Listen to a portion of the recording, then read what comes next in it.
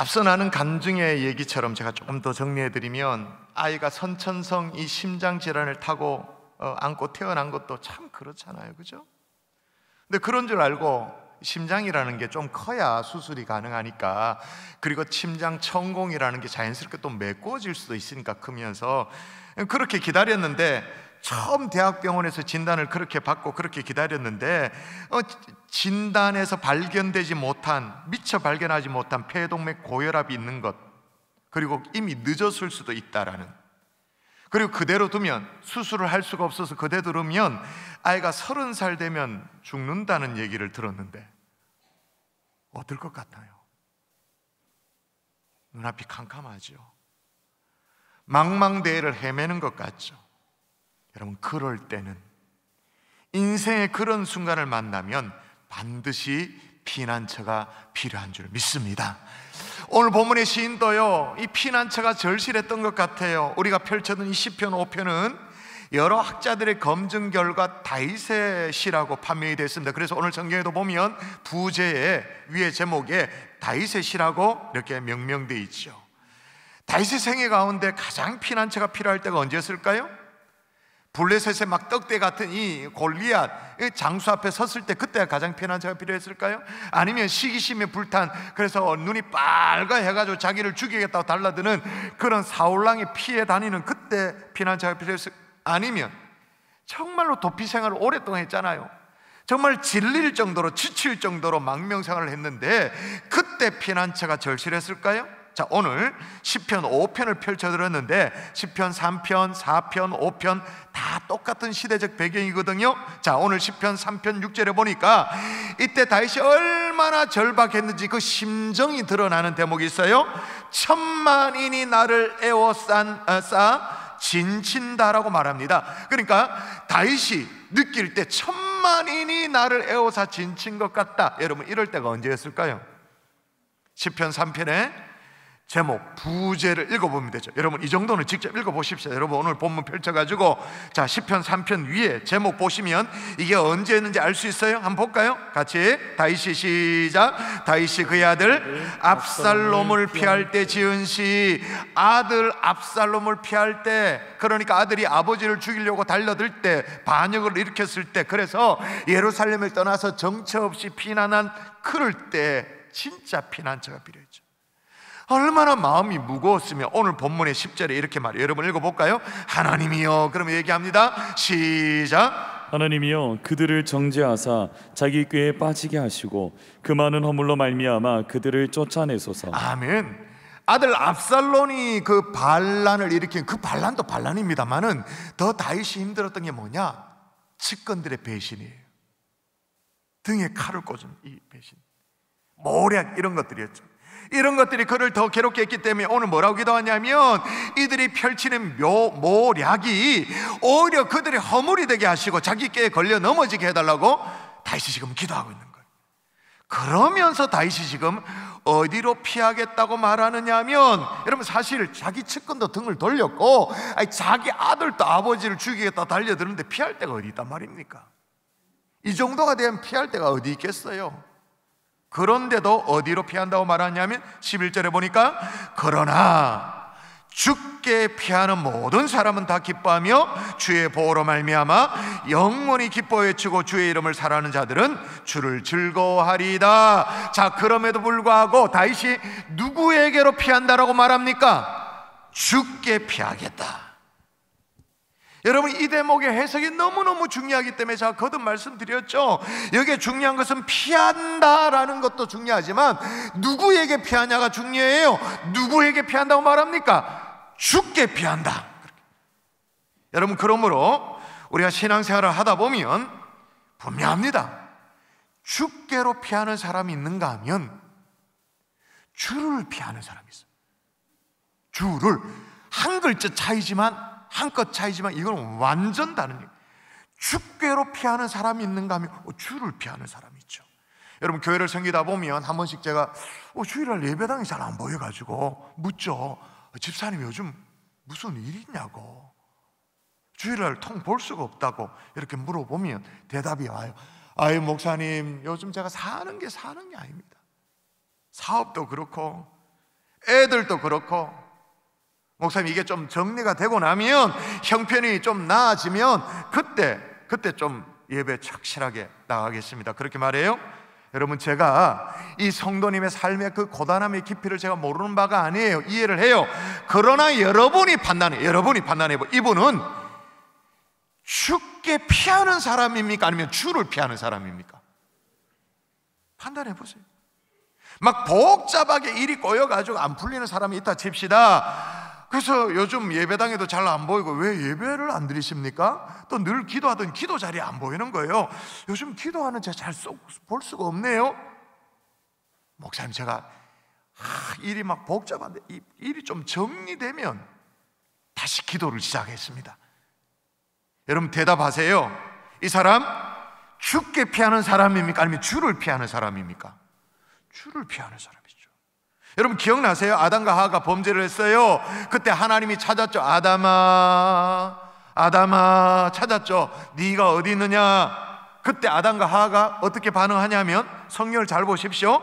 여호와 하나님의 소리를 듣고 아담과 그의 아내가 여호와 하나님의 낯을 피하여 동산나무 사이에 숨은지라. 이 뭐예요? 주를 피한 거죠. 주를. 이렇게 찾으시는 하나님의 음성은 한 번으로 끝나지 않아요. 아담을 계속 찾죠. 아담아, 네가 어디 있느냐? 또 찾죠. 그때도 어떻게 해요? 여호와 하나님이 아담을 부르시며 그에게 이르시되 내가 어디 있느냐? 그때도 역시나 아담은 또 피해. 또 주를 피해. 그러나 여러분, 성경은요, 어디에도 하나님을 피하라고 한 적은 없어요. 어디에 그런 게 있습니까?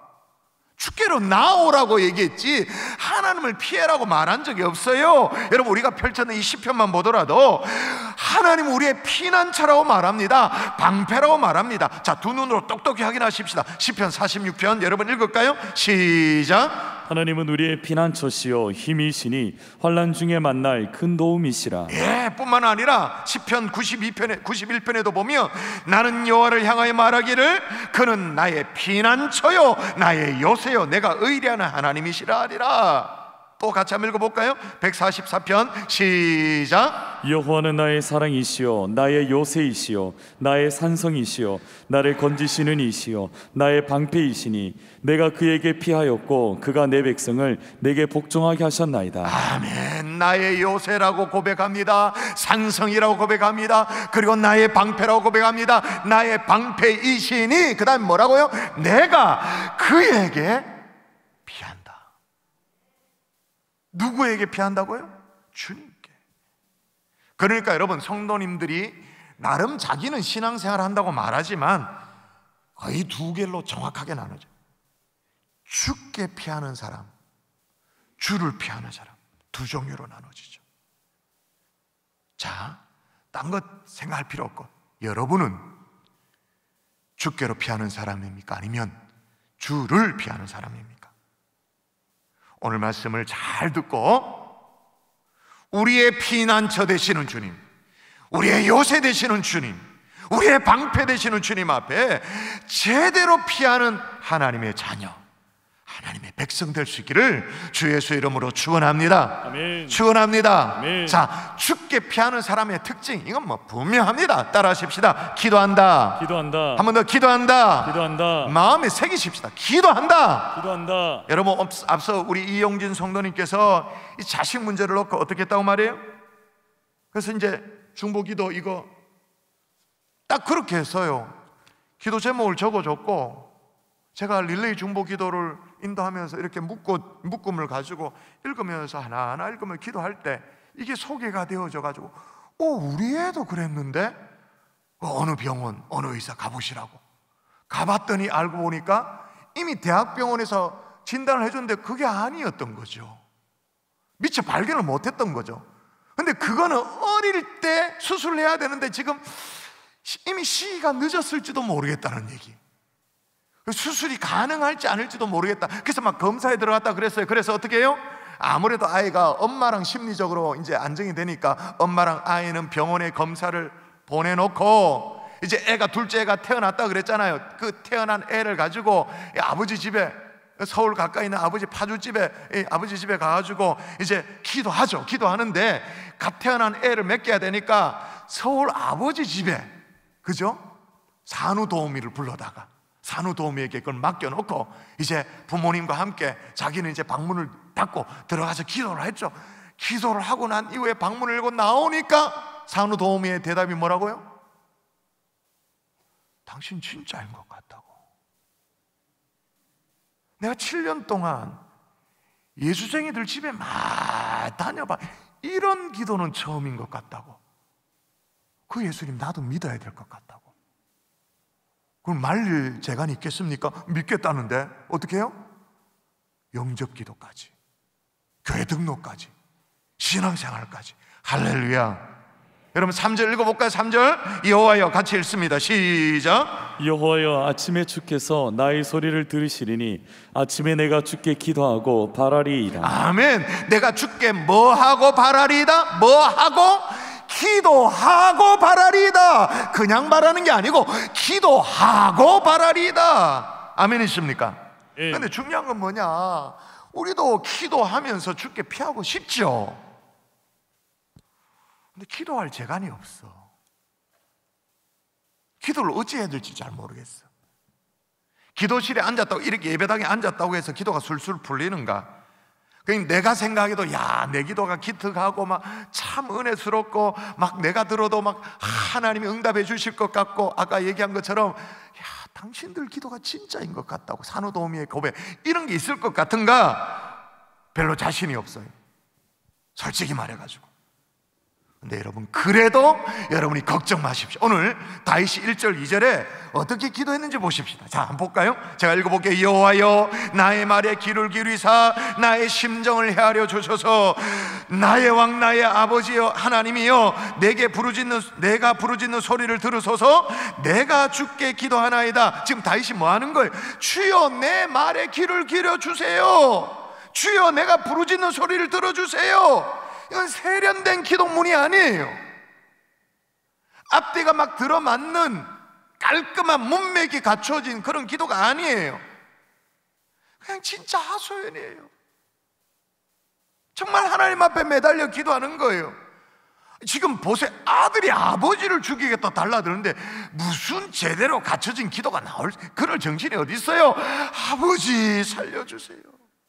여러분, 우리 주님은 우리의 이런 하소연, 앞뒤 안 맞는 이런 울부짖음, 그 모든 것들을 우리의 소중한 기도 제목으로 받으시는 줄을 믿습니다. 아멘. 할렐루야. 아멘. 그러므로 여러 말 필요한 게 아니에요. 미사여구가 필요한 게 아니에요.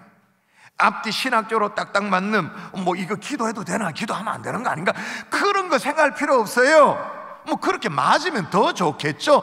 더 좋겠지만 어떻게, 주여 나의 심정을 헤아려 주옵소서, 주여 살려 주옵소서. 우리의 심정을 토해내기만 해도 하나님 앞에 기도가 되어지는 줄 믿습니다. 아멘. 할렐루야. 아멘. 또 하나 걸리는 게 있어요. 뭐가 걸릴까요? 다시 3절로 돌아가 볼까요? 3절 또 읽어볼까요? 자, 여호와여 시작. 여호와여 아침에 주께서 나의 소리를 들으시리니 아침에 내가 주께 기도하고 바라리이다. 아멘. 자, 주께서 언제 나의 소리를 들으신다고 했나요? 아침에. 그래서 내가 언제 내가 주께 기도한다고 말하죠? 아침에. 왜 하필이면 아침인가? 특별히 여기 히브리 말로 아침에라는 말은 우리가 생각하는 그런 굿모닝 그런 게 아니거든요. 동트기 전이거든요. 그러니까 새벽이에요. 주께서 새벽에 나의 소리를 들으시기 때문에 다윗은 지금 아침에 새벽에 기도하리다 그렇게 다짐하고 있단 말이에요. 아니, 꼭 그래야만 되는가? 그러면 낮에 하는 기도, 밤에 하는 기도, 저녁에 드리는 기도 하나님이 들지 않으신 건가? 오직 아침에 드리는 기도, 새벽에 드리는 그런 기도만 응답하시는 것인가? 진짜 그런 것인가? 그런 생각이 좀 들죠? 만일에 그렇다면 그렇게 응답하시는 그 하나님하고 말이에요, 새벽에 단지 위에 정화수 다 올려놓고 촛불 켜놓고 막 치성을 드리잖아. 막 이거하고 뭐가 다르노? 뭐가 다르냐, 그런 생각을 들죠. 그런 생각이 들 수 있어요. 근데 여러분, 이런 질문도요 좀 살만하니까 하는 겁니다. 꼭 새벽입니까? 라는 질문도 아직은 살만하니까 하는 거예요. 진짜 죽을 것 같아 보세요. 진짜 하늘이 노래 보세요. 그걸 따질 여력이 어딨노? 새벽, 밤, 절약 상관없지. 하나님 앞에 엎드리지. 아직 목이 굳으니까 빳빳하니까 새벽 꼭 새벽에 그래 얘기하면 죽을 것 같아 보세요. 진짜 다윗이요 세상 만물을 접하기 전에 하나님을 만나는 것이 정말로 소중하다고 여겼던 거예요. 하루의 첫 시작을 다른 사람 만나고 세상 만나기 전에 하나님을 나의 피난처로 삼는 것이 소중하다고 그렇게 여겼던 거예요. 그래서 그렇게 고백하는 거예요. 바로 이게 죽게 피하는 자의 삶의 자세인 거죠. 또 뭘 모르는 사람은 그렇게 얘기해요. 아이고 전 세계도 없는 그 새벽기도 왜 한국교회만 이렇게 요란을 떠냐고 그렇게 얘기를 해요. 아주 무식이 철철철철 넘쳐흐르는 얘기예요. 딴 데서 그렇게 얘기하지 마세요. 무식이 뽀록 나는 순간입니다. 여러분, 우리가 그렇게 사랑하는 구약의 전통에 의하면 여러분, 이스라엘 백성들이 드렸던 제사는 다 언제 드리는 제사예요? 싹 다 새벽에. 구약의 이스라엘 백성들이 하나님 앞에 예배를 드렸다 싹 다 뭐예요? 다 새벽이에요. 그래 더 중요한 것은 성경을 보세요. 성경. 자, 눈 뜨고 고개 들고 외면하지 말고 성경을 보세요. 하나님 시작. 하나님이 그 성중에 계심에 성이 흔들리지 아니할 것이라. 새벽에 하나님이 도우시리로다. 언제 하나님이 도우신다고 기록되어 있어요? 새벽에 하나님이 도우시리라. 또 보세요. 또 보십시오. 아침에 주의 인자심이 우리를 만족하게 하사. 언제 주의 인자심이 우리를 만족하게 한다고요? 아침에. 여러분, 하나님이 새벽에 돕겠다는데, 아침에 주의 성실하심으로 인자심으로 우리에게 함께 하시겠다는데, 그걸 성경에 딱 박아놓고 기록하고 있는데 무슨 말이 많아요. 말도 안 되는, 자기 게으름을 정당화시키는 그런 궤변 늘어놓지 말고 엎드릴 수 있기를 주의 이름으로 축원합니다. 아멘. 자, 그러면 실제로 하나님이 새벽에 도우셨냐? 예, 오늘 작심하고 한번 살펴보십시다. 여러분, 출애굽기 14장에 보면 이스라엘 백성들이 출애굽하죠. 출애굽할 때까지는 좋았는데 홍해가 앞에 있었어요. 딱 가로막고 있었어요. 뒤에는 바로의 군대가 따그닥 몰고 오죠. 그래서 이제 홍해를 갈라서 그 길을 건너게 하는 순간, 그리고 다시 물이 합쳐져서 애굽의 군대가 수장시키는 이 통쾌한 사건, 언제 일어났나? 같이 읽을까요? 시작. 새벽에 여호와께서 불과 구름 기둥 가운데서 애굽 군대를 보시고 애굽 군대를 어지럽게 하시며. 예, 모세가 시내산에서 십계명을 받았습니다.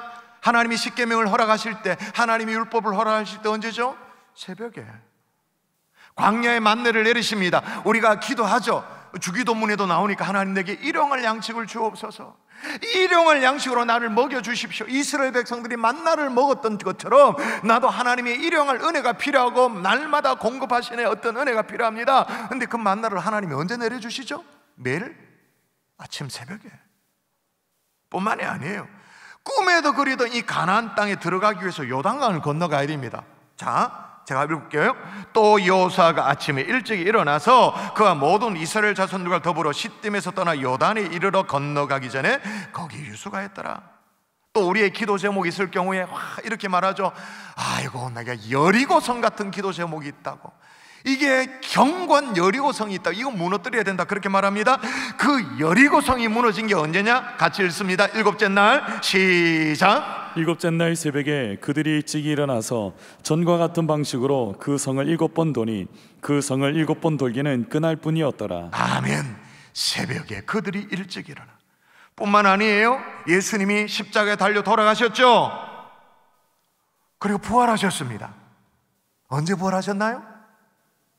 그래서 우리가 뭐라고 말해요? 통상적으로 부활의 아침, 그렇게 말하죠.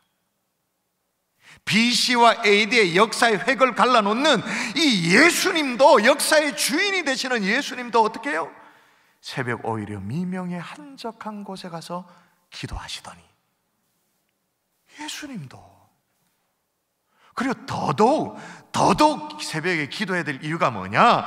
새벽을 깨우면 역사가 일어납니다. 하나님이 응답을 주십니다. 기적이 일어납니다. 하나님이 복 주십니다. 이런 것도 중요합니다만은 욥기서의 말씀을 읽어보면 이게 진짜 살이 떨립니다. 욥기서. 자, 이거 앞에 구절은 그냥 뭐 립싱크처럼 달싹달싹 그렇게 했더라도 이제는 진짜 이건 읽어야 됩니다. 입 열어서 읽으십시오. 자, 욥기서 사람을 시작. 사람을 죽이는 자는 밝을 때 일어나서 학대를 받는 자나 가난한 자를 죽이고 밤에는 도둑같이 되며.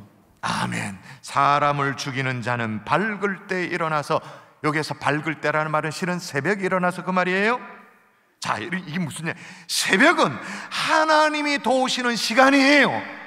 근데 이 똑같은 새벽에 사람을 죽이는 자, 악한 자도 일어나서 계획을 시작하는, 악한 역사를 일으키는 게 언제라고요? 새벽에. 이걸 알면 절대로 새벽에 밀릴 수가 없죠. 악한 것들을 우리의 삶을 호작질하기 전에 우리는 영적으로 다 무장해야 되죠. 그러므로 다윗이 나는 죽게 피하는데 언제부터 피한다고 말하냐면 새벽부터 그 이유를 이제 아시겠어요? 여러분, 특세를 한 주 앞둔 그런 시간입니다. 특세는 이런 어떤 부모님의 신앙이 있을 수 있잖아요. 이 신앙을 온 몸으로 자녀들에게 전수해 주는 시간이에요.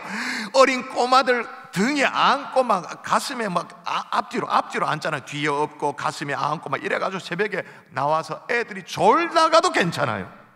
뭘 모르는 사람은 그 뭐 하는 짓이, 애들 얼마나 고생시키는 거냐, 이 코로나 시대에 뭐 하는 거냐, 그렇게 말을 합니다. 그러나 여러분, 우리는 그 시간에 온몸으로 뭐를 가르치는 거예요? 우리 인생에 피난처가 필요할 때 우리를 도울 이는 우리 주님 한 분밖에 없다. 온몸으로 가르치는 거예요. 그냥 아멘. 새겨놔버리는 거예요. 그냥 아멘. 인생의 소낙비를 맞을 때, 소낙비 없으면 좋겠고 피해가면 좋겠지만 인생이 그렇습니까? 소낙비를 만나죠. 그때 누구에게 피하라는 것을 온몸으로 가르치는 거예요? 주님께 피하라. 아멘. 결정적인 순간에 십자가 앞에 엎드리도록 가르치는 거예요. 아멘. 여러분, 좋은 날은 표가 안 나요.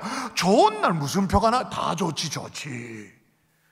그러나 결정적인 순간에 여러분의 자녀들이 둘로 쫙 나눠질 거예요. 죽게 피하는 자와 주를 피하는 자. 왜?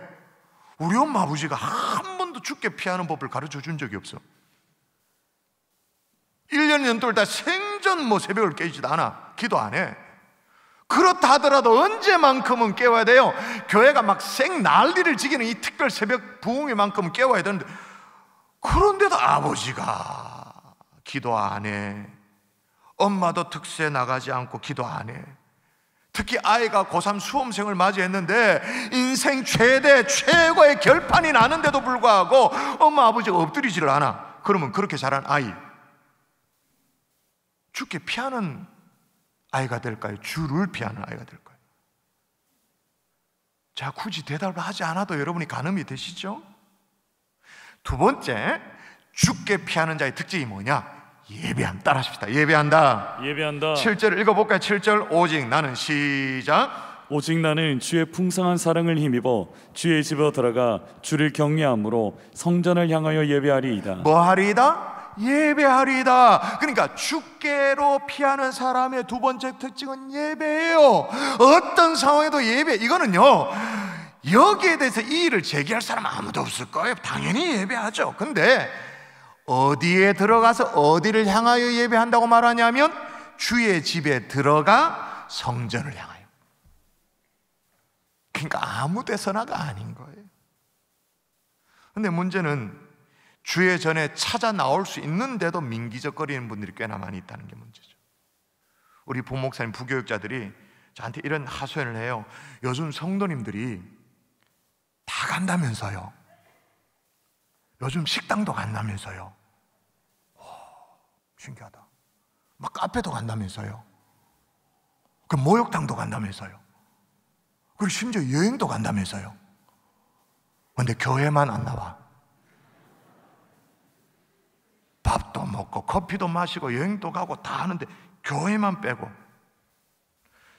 그래서 점차 어떤 성도가 될까요? 가난한 성도가 되죠. 뒤집으면 뭐예요? 안 나가 성도. 스스로 예수를 믿는다고 말은 해요. 신앙이 있다고 말을 해요. 근데 도무지 교회도 안 나가, 예배도 안 나가, 기도도 안 해, 찬야의 자리에도 안 나가. 지금 제가 어떤 자가격리로 온라인에서 예배를 드릴 수밖에 없는 그런 성도들을 얘기하는 게 그건 아니에요. 기저질환자, 노약자, 그런 분들 얘기하는 게, 자녀가 너무 어린 아이, 그런 가정, 그런 경우를 얘기하는 게 아니에요. 하나님은 우리에게 뭐라고 말씀하셨나요? 자, 읽어볼까요? 같이 읽습니다. 시작. 너는 마음을 다하고 뜻을 다하고 힘을 다하여 내 하나님 여호와를 사랑하라. 아멘. 지금 여러분이 드리고 있는 예배 속에 힘을 다하고 있나요? 마음을 다하고 있나요? 뜻을 정말 다하고 있나요? 여러분, 우리 주님은 분명히 자기에게 예배하는 자를 찾는다 그렇게 말했어요. 그래서 어떻게 예배하라고 말하냐면 또 읽습니다. 시작. 하나님은 영이시니 예배하는 자가 영과 진리로 예배할지니라. 내 편의대로 예배하는 것이 아니라, 내 마음대로 예배하는 것이 아니라 어떻게 해요? 하다못해 장소도 구별하고 시간도 구별하고 예배에 임하는 온 매무새도 딱 해서 어떻게? 마음을 다하고 힘을 다하고 뜻을 다해 예배할 수 있기를 주의 이름으로 축원합니다. 아멘. 말씀의 결론을 맺을게요. 이렇게 죽게 피하는 자에게 하나님이 어떻게 하신다고 말하냐? 오늘 본문 마지막 12절에 이 막 신나는 구절에 같이 한번 읽습니다. 같이 시작. 여호와여, 주는 의인에게 복을 주시고 방패로함 같이 은혜로 그를 호위하시리이다. 복을 주시는데 방패로, 방패, 뭐 요즘 아이들 영화에 나오는 방패 이런 거 있잖아요. 방패로함 같이 은혜로 어떻게 한다고요? 그를 호위하시. 진짜로 할렐루야죠. 아멘이시죠? 근데 이게 너무나도 막 확실하고 막 감격스러워 가지고 이 시편이 어떻게 노래되어지도록 제목에 달아놨냐 하면, 여러분 다시 시편 5편 제일 처음으로 가보십시오. 여러분 성경을 보십시오. 자, 이걸 어떻게 노래하라고 지금 적어놨냐면, 다윗의 시, 인도자를 따라 간하게 맞춘 노래. 여러분 시편은 전체가 150편이에요 그래서 이 시편은 사실 다 노래잖아요. 사실 우리가 이제 기록된 어떤 내용으로 보니까 이게 뭐 글로 보이지만 사실 다 노래잖아요. 그러니까 시편이잖아요. 근데 노래를 할 때 요렇게 노래하라고 조언을 붙여놓은 것이 있어요. 근데 그 조언이 주로 현악에 맞춘 노래, 현악, 주로 현악. 관악에 맞춘 노래는 유일해. 시편 5편에 관악이 뭐예요? 트럼펫 같은 거, 빵빠레, 승리의 나팔, 거기에 맞춰서 부르라 그 말입니다. 여러분, 죽게 피하는 자의 승리가 너무나도 환희고 기쁨이고 확실하기 때문에 오늘 시편은 아예 이 노래를 부를 때 악기를 특정해 놓은 거예요. 관악, 빵빠레, 트럼펫. 다시 말씀드립니다. 죽게 피하는 자답게 기도하십시오. 아멘. 주를 피하는 사람이 아니라 죽게로 피하는 자답게 예배하십시오. 아멘. 그래서 하나님이 여러분의 방패되어 주시는 은혜, 호위되어 주시는 은혜, 우리도 간증하자고요. 앞서 성도님뿐만 아니라 그런 저와 여러분 될 수 있기를 주 예수 이름으로 축원합니다.